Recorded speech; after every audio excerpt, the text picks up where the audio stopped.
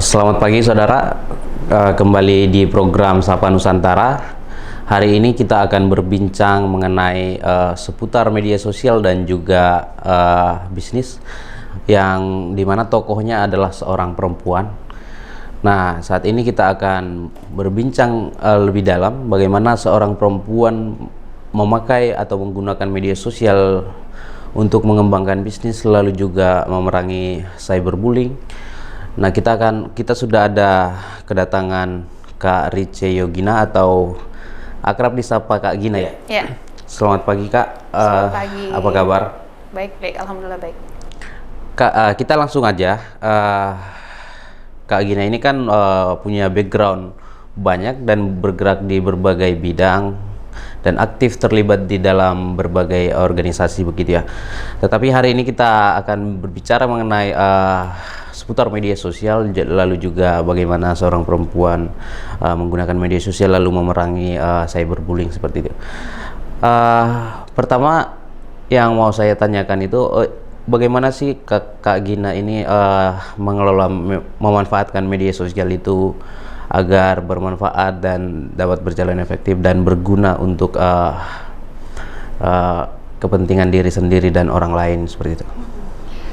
Sebenarnya kalau awal-awalnya dulu saya pertama kali terjun ke dunia media sosial itu lebih kepada dulu awalnya dari Facebook ya, mencari teman waktu awalnya. Jadi tapi dari sana barulah kita paham ternyata itu untuk memperluas jaringan, kenalan di mana-mana. Kalau bukan di dunia digital kan terbatas sekali lingkup kita ya. Kemudian bagaimana membangun kehadiran kita nih. Membangun kehadiran kita di dunia digital tapi secara positif. Jadi kalau bisa konten-kontennya juga positif. Kemudian memastikan kita itu juga bisa memberi nilai dan karya ya secara bertanggung jawab.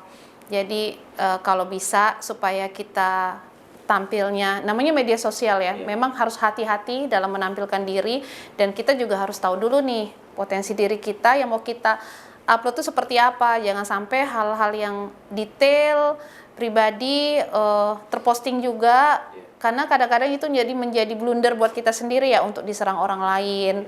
Jadi ya harus paham dulu sih sebenarnya. Artinya media sosial bagi Kak Gina itu dapat memperluas jaringan, mengenal orang-orang yang baru seperti itu ya. Iya pasti. Tetapi kan konten-konten yang sering Mbak Gina layangkan di media sosial itu seperti apa sih Kak?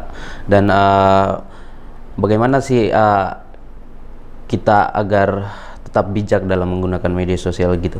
Iya, jadi memang kalau saya kebanyakan posting aktivitas harian saya, baik itu organisasi, kadang cerita pribadi juga ada di sana, bagaimana tentang anak, pokoknya hal-hal yang saya bilang tadi, saya pengen yang diposting itu positif dan bertanggung jawab.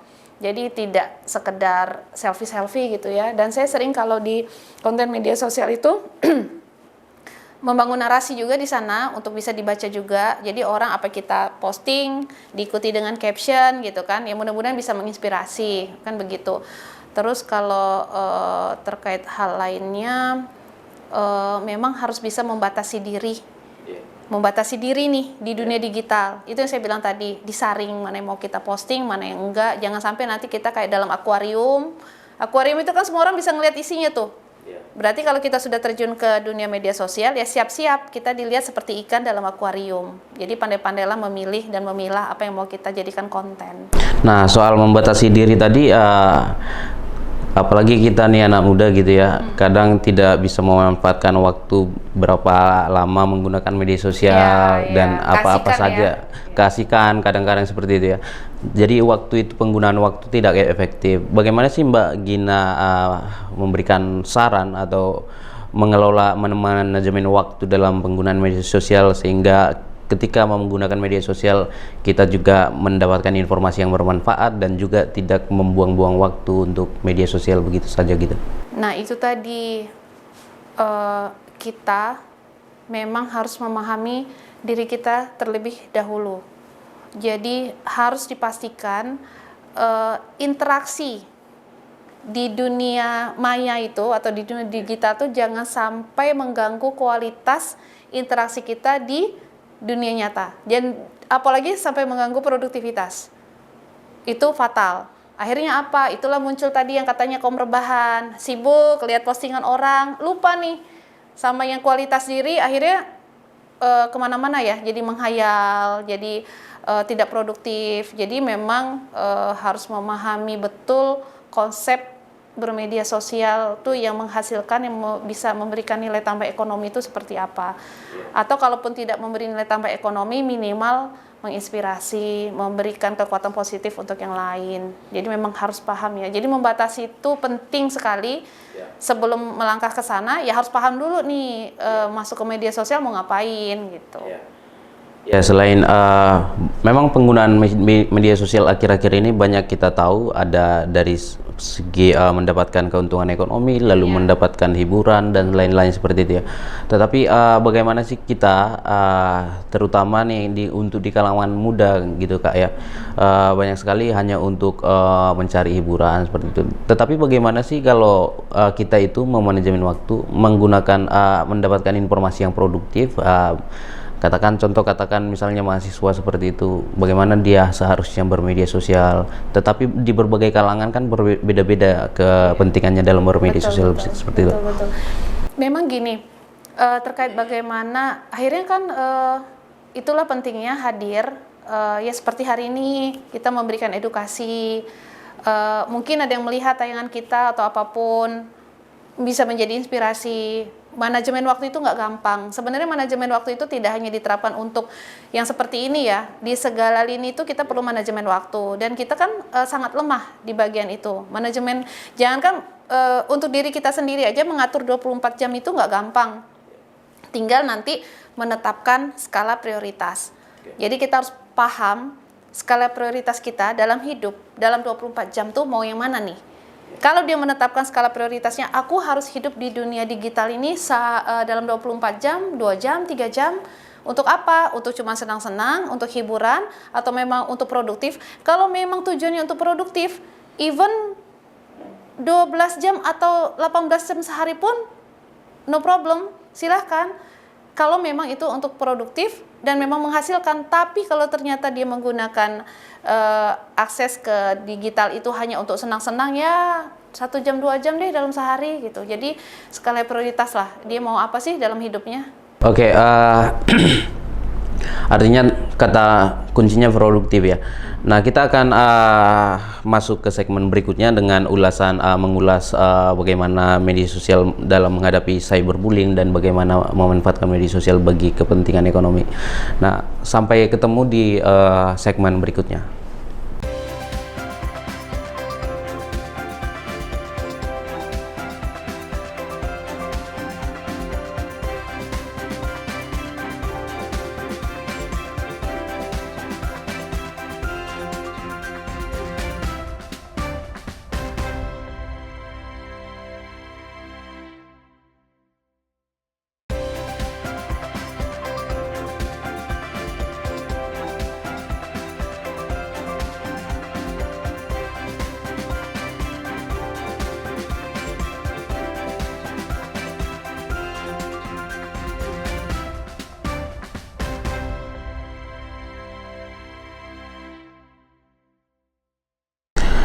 Saudara, kita lanjutkan ngobrol bersama Kak Gina.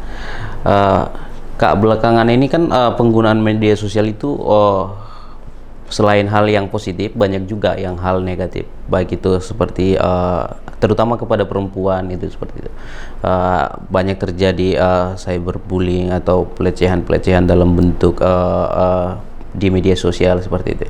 Itu bagaimana sih Kakak melihat itu dan fenomena-fenomena seperti ini, dan bagaimana sih perempuan itu bersikap untuk melihat ini, dan bagaimana seharusnya peran dari pemerintah seperti itu?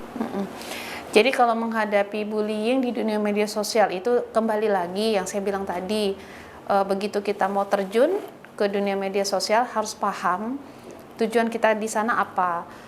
Jadi kalau misalnya kita terlampau terbuka dengan hal-hal pribadi atau bahkan memberi komen di laman orang, yaitu harus siap juga menghadapi serangan balik. Nah, jadi kembali lagi, mental kita kuat nggak nih? untuk masuk ke dalam dunia itu. Jangan sampai nanti kena mental nih bahasanya. Jadi siapkan mental dulu, pastikan secara mental kita sehat untuk memang bisa menyikapi bagaimana isi atau tanggapan netizen kalau hari ini bahasanya ya, menghadapi itu secara positif. Jadi memang tiba-tiba kita kena bullying misalnya, ya menenangkan diri dulu, positif dulu, terus apa ini perlu direspon atau enggak, atau jadi pelajaran kita, oh ini berarti akui diri dulu nih, ada salah apa enggak. Kadang-kadang kita juga nggak salah ya, tapi kalau ternyata satu konten mengganggu atau ada satu hubungan kita dengan netizen lain itu mengganggu, ya udah di-cut. Jadi jangan malah karena itu bahkan sampai ke ranah hukum ya, bisa sampai ke ranah hukum. Ya, apalagi pada akhir-akhir ini sudah ada undang-undang ITE gitu ya, seperti itu. Tetapi kan bukan hanya antara persahabatan atau lingkungan, bahkan di dalam keluarga juga yang bermedia sosial itu bisa karena problem di dalam keluarga bisa imbasnya ke media sosial. Itu seperti apa sih seharusnya kita dalam memang untuk mengatakan bijak bermedia sosial itu kan sangat gampang sekali ya, tetapi penerapannya atau aplikasinya seperti apa sih seharusnya? Memang nggak gampang, makanya perlunya itu edukasi terkait supaya orang paham nih bagaimana dia berperan di media sosial. Cuman kan kelemahan kita hari ini kan budaya membaca, literasi. Akhirnya semua itu pakai asumsi. Kalau sudah gitu akhirnya kan ujungnya apa? Debat kusir. Akhirnya diakhiri dengan ribut-ribut, ujung-ujungnya apa yang paling menjadi penengah? Ya udah tadi yang berwenang, ya kan? Jadi akhirnya kemana-mana. Jadi maksud saya itu dalam menghadapi bullying dan apapun itu, balikan ke diri kita dulu, bagaimana kita menyikapinya, sehingga nanti tidak salah merespon terhadap hal-hal yang terjadi di dunia media sosial. Jadi kenali diri dulu. Lalu dari sisi pemerintah menurut kakak itu apakah sudah cukup peran pemerintah dengan menggalakkan undang-undang ITE atau perannya seharusnya seperti apa lebih lanjut atau baik itu dari aparat penegak hukum juga seperti itu? Yang harus kita pahami hari ini adalah memang dalam hal-hal seperti ini kan negara bisa hadir, pemerintah bisa hadir. Namun kembali lagi atas kasus-kasus yang banyak terjadi, mungkin tidak seketika semua bisa disikapi atau diatasi dalam satu waktu. Nah, itu juga harus kita pahami. Nah, mitigasinya apa? Itu tadi, kita terus memberikan edukasi. Edukasi ini kan juga datangnya tidak harus dari pemerintah sendiri dong. Pemerintah hari ini hadir kan bersama-sama dengan, ya kan? Makanya kenapa hari ini ada legislatif, terus ada eksekutifnya. Nah, peran-perannya kan di situ sebenarnya. Dan kita dalam hal ini sudah mendudukkan wakil-wakil kita, khusus untuk cerita cyberbullying segala macam ini kan udah ada perwakilan kita juga di DPR misalnya kan. Oh, suara kita kan ada di sana. Jadi tergantung kualitas wakil-wakil kita di sana untuk menyikapi masalah-masalah yang terjadi dalam masyarakat. Baliknya ke sana sih. Nah, kalau kita merasa tidak puas dengan apa yang menjadi performa atau kinerja perwakilan kita hari ini, ya akhirnya itu yang kita bergerak sendiri-sendiri hari ini. Ya sudah, mari kita berkontribusi dengan cara masing-masing. Kan banyak udah sekarang. Akhirnya dengan di era digital ini siapapun bisa berperan, bahkan perempuan. Kalau Mas ngelihat tuh hari ini banyak akun-akun perempuan-perempuan mandiri, baik di luar negeri, di dalam negeri, yang mengatasnamakan suara perempuan, yang membela hak-hak perempuan, itu banyak sekali. Akhirnya kita bergerak dengan cara kayak gitu. Ya sudah, silakan aja sih masing-masing berkontribusi untuk negeri ini dengan caranya masing-masing. Oke. Nah, terakhir kan ada wacana satu orang, satu akun media sosial seperti itu ya. Nah, dari pemerintah ya. Itu seperti apa sih? Apakah kakak setuju soal itu? Dengan maraknya banyak akun-akun palsu yang hanya menyebarkan hoaks seperti itu. Iya. Kenapa sampai ada kebijakan seperti itu? Saya yakin pertimbangannya bukan cerita 1 hari 2 hari. Ini pasti sudah menjadi pembahasan bertahun-tahun lalu mungkin. Mungkin hari ini tercetuskan, keluarlah kata-kata satu akun satu orang satu akun. Karena memang sudah sangat mengganggu isu hari ini. Banyak akun palsu, akun bodong gitu yang memframing, menggiring opini yang akhirnya berdampak luas, ujung-ujungnya kegiatan-kegiatan makar dan merusak ya fasilitas umum, di mana yang namanya fasilitas umum hari ini itu kita sendiri kok yang buat sebenarnya. dari pajak kita, dari semua. Kita tuh akhirnya merugikan diri kita sendiri gara-gara gampang terprovokasi dengan akun-akun yang nggak jelas tadi. Hari ini gampang sekali ya memframing ya, ngambil foto, mencomot foto, bikin narasi di bawahnya, dibaca oleh orang-orang yang nggak punya, atau bukan nggak punya ya, atau yang memiliki kemampuan literasi rendah, nggak suka baca nih dari pangkal ke ujung, cuman baca judul tanpa lihat isi, padahal isi itu kadang-kadang nggak nyambung dengan judul. Nah itu sangat merusak memang. Kalau saya sih setuju tuh. Bahkan untuk menyerang seseorang itu bisa dengan menyewa banyak akun buzzer Iya, seperti itu. betul, betul. Nah, di sisi lain juga kita melihat di kalangan siswa begitu Kak ya. Oleh faktor media sosial, kalau kita sering melihat seperti geng-geng motor seperti itu, mengikuti tren-tren itu banyak dari media sosial, bahkan untuk merakit alat-alat yang mereka pakai, bahkan untuk membeli senjata-senjata tajam itu lewat dari online semua itu seperti itu. Nah, tadi kata Kakak menekankan pada kata edukasi seperti itu ya. Artinya kan peran-peran sekolah juga sangat dibutuhkan dan termasuk peran orang tua seperti itu ya. Itu bagaimana sih Kakak melihat sejauh ini khususnya kita di kalangan di Provinsi Jambi ini sudah maksimal apa belum pelaksanaan itu seperti itu? Iya, mungkin kalau saya boleh sampaikan di sini, yang paling siapa sih yang paling menjadi yang bertanggung jawab dalam membina generasi ke depan ini sebenarnya pasti yang nomor satu lingkungan terdekat. Bahasanya lingkungan terdekat dulu ya. Kalau yang secara umum kan lingkungan terdekat hari ini pasti keluarga. Entah itu orang tuanya, entah itu nenek kakeknya, pokoknya lingkungan terdekat lah. Kita juga nggak bisa seketika bilang keluarga tuh yang sedarah ya. Kita kan nggak tahu anak ini lahirnya di mana. Intinya diawali dari lingkungan terdekat tempat dia tumbuh. Pastikan dulu lingkungan itu memang positif. Kalau sudah lingkungan itu positif, baru masuk ke lingkungan sekolah. Lingkungan sekolahnya juga positif. Nah, kalau sudah itu ceritanya, insya Allah generasi kita aman semua sih. Tapi kan hari ini kita nggak bisa menjamin itu. Akhirnya dampak digital itu nggak selalu positif juga. Begitu dia masuk ke masyarakat yang tidak siap, individu yang tidak siap, malah menghancurkan. Itu tadi yang seperti Mas bilang. Sekarang mendapatkan akses itu segampang itu, semudah itu, sehingga makin sulit kita untuk membendung kan. Nah, balik-balik apa? Lingkungan sekitar ya. Memastikan lingkungan terdekat itu memberikan aura positif untuk individu yang bersangkutan, sehingga dalam mengatasi atau menghadapi serbuan yang negatif-negatif tadi dia udah bisa membentengi dirinya. Nah, kita akan saya mau tanya juga dengan Kak Gina seputar bagaimana teknologi dapat mendukung kesejahteraan perempuan yang bekerja di lingkungan seperti itu ya. Tetapi kita tahan dulu, kita akan bertemu di segmen berikutnya.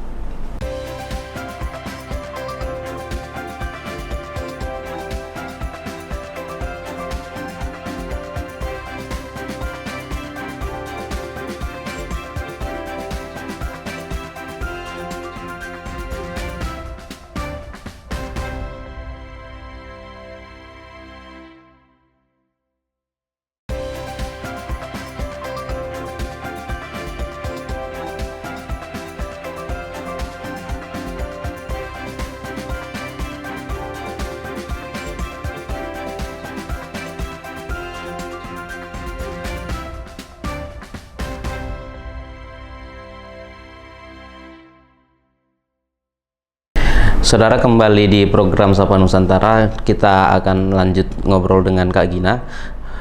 Nah, Kak, penggunaan media sosial ini kan sangat banyak manfaatnya, terutama untuk bahkan bisnis juga banyak bergelut sekarang di media sosial.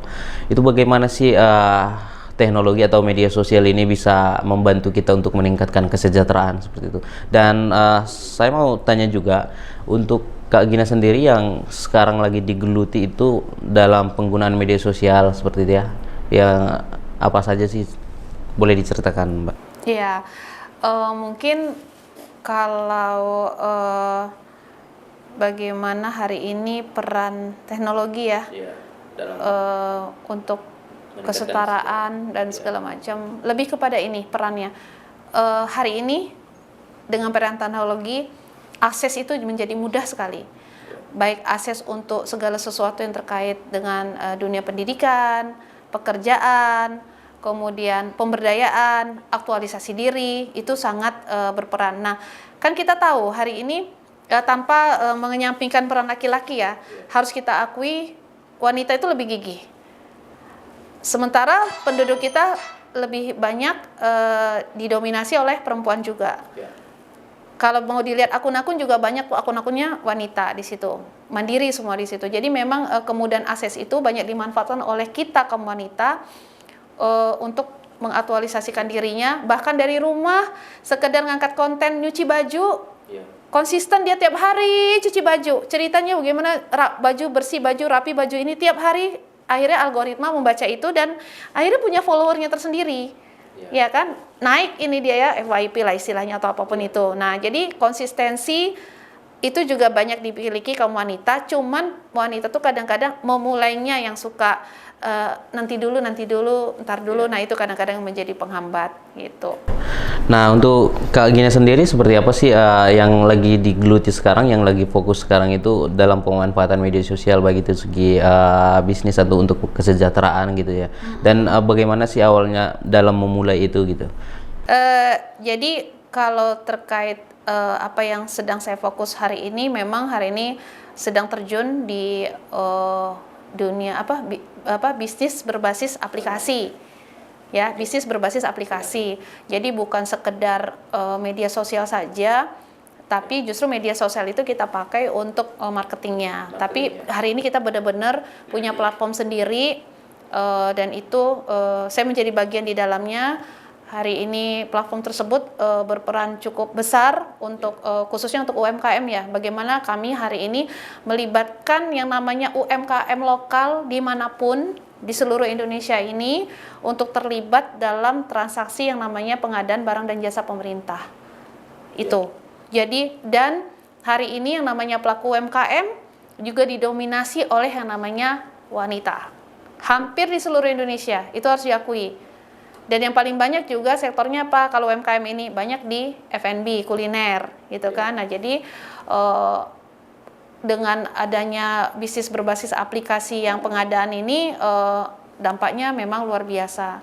Dan kami memang hari ini mau memastikan bahwa seluruh pelaku usaha yang UMKM itu betul-betul bisa terlibat dalam pengadaan barang jasa pemerintah yang nilai anggarannya tidak main-main, dan mudah-mudahan itu bisa membantu menggerakkan roda perekonomian seperti yang katanya hari ini kan digaung-gaungkan sekali sama Pak Purbaya ya. Jadi peran kita juga di sana dan melibatkan banyak perempuan, bahkan di perusahaan kita sendiri 60% isinya perempuan di hari ini. Jadi perusahaan digital itu sangat memudahkan bagi perempuan. Kenapa?